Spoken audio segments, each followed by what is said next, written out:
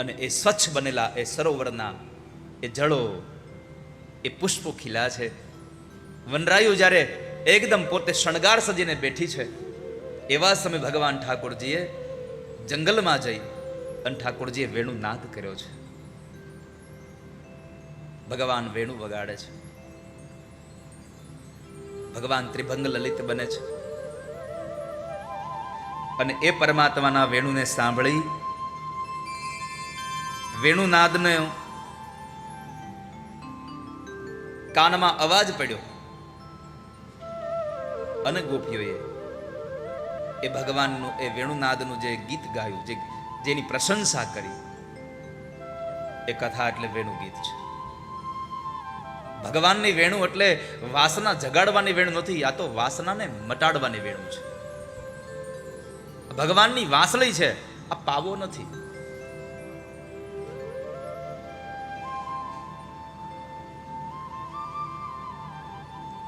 વાદ્યો જેટલા છે ને, એમાં સૌથી વધારેમાં વધારે કોઈ શ્રેષ્ઠ વાદ્ય હોય તો એ માત્ર ને માત્ર વાંસળી છે.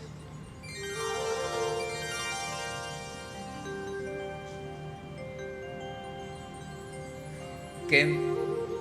બીજા બધા વાદ્યોને તમારા હાથથી ઇલેક્ટ્રિક દ્વારા હકાવાય. વાંસળી એક જ એવી છે કે માણસે પોતાની અંદર રહેલો શ્વાસ એમાં પૂરવો પડે છે, પ્રાણ પૂરવો પડે છે એમાં. અને આ વાંસળી એટલે ગયા જન્મની બ્રહ્માજીની દીકરી છે અને એને ભગવાને પોતાના અધરાર્પિત કરી છે. ભગવાનને કહે છે, પ્રભુ તમે નહીં સ્વીકારો તો આવતા જન્મમાં તો હું જડ બનવાની છું. ભગવાન કહે છે, કાંઈ વાંધો નહીં, ભલે જડ બને, પણ હું તારામાં એવો પ્રાણ ફૂકીશ કે સંસારના ચેતન લોકો જડ બની જશે.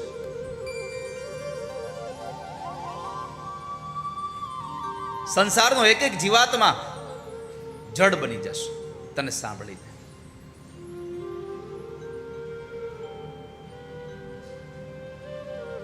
ઇતિ વેણુરવમ રાજન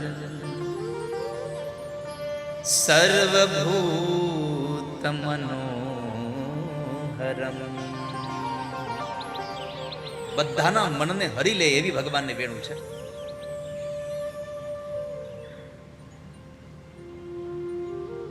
અને ભગવાનની વાંસળી વાગે પછી કોઈ ગોપી ઘરમાં ન રહે.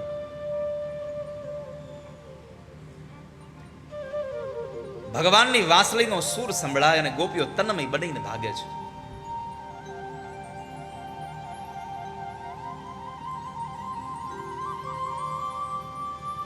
હાથમાં રોટલો હોય તો રોટલો મૂકી દે છે. આંગણું લીપતી હોય તો એ હાથ ધોવા ઊભી નથી રહી, ભાગી જાય છે. ઠાકોરજી વેણુ નાદ કરતા હોય, પગની આંટી લગાવી હોય, કમરથી ઝૂકા હોય અને દાબો ગાલ ભગવાને પોતાના દાબા ખંભા ઉપર ટેકવ્યો હોય અને ઠાકોરજી વાંસળી વગાડતા હોય. પ્રભુ વેણુ નાદ કરે. માણસ વાંસળીના સુર સાંભળીને ગોપીઓ આવે.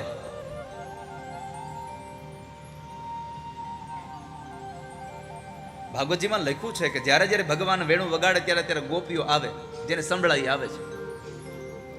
હવે આપણને અચરજ ન લાગે? જે ઘરમાં ગોપી રહી છે એ ઘરમાં તો એની સાસુ છે, એના સસરા છે, એનો પતિ છે, એનો ઘરવાળો, એના છોકરાઓ છે. આ બધામાંથી ખાલી ગોપીને જ સંભળાય છે. આ વિચારવા જેવી બાબત છે કે ભગવાન વેણુ વગાડે અને ખાલી ગોપીઓને સાંભળે.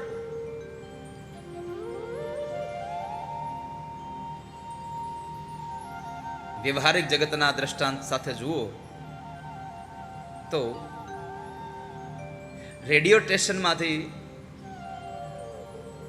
જે કાર્યક્રમ પ્રસારિત કરવાનો છે એના વેવ્સ ગેલેક્સીના માધ્યમથી છોડી દેવામાં આવ્યા છે. તો મારો પ્રશ્ન એ છે તમને,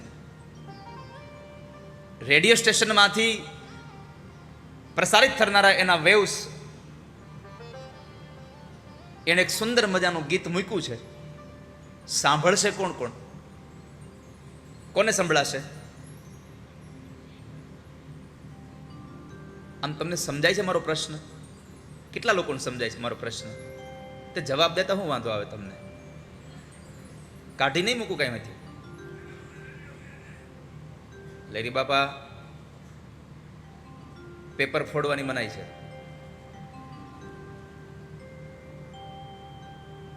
બહુ સીધો હિસાબ છે.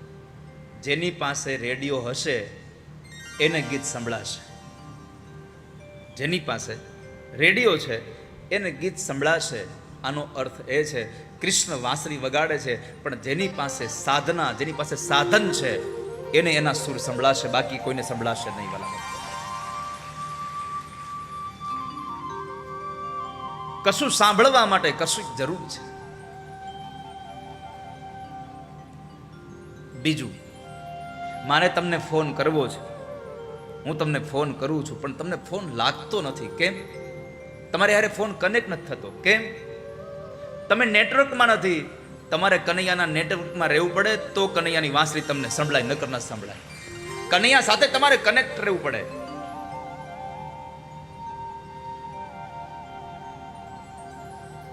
અને જેને જેને કૃષ્ણની વાંસળી સંભળાણી છે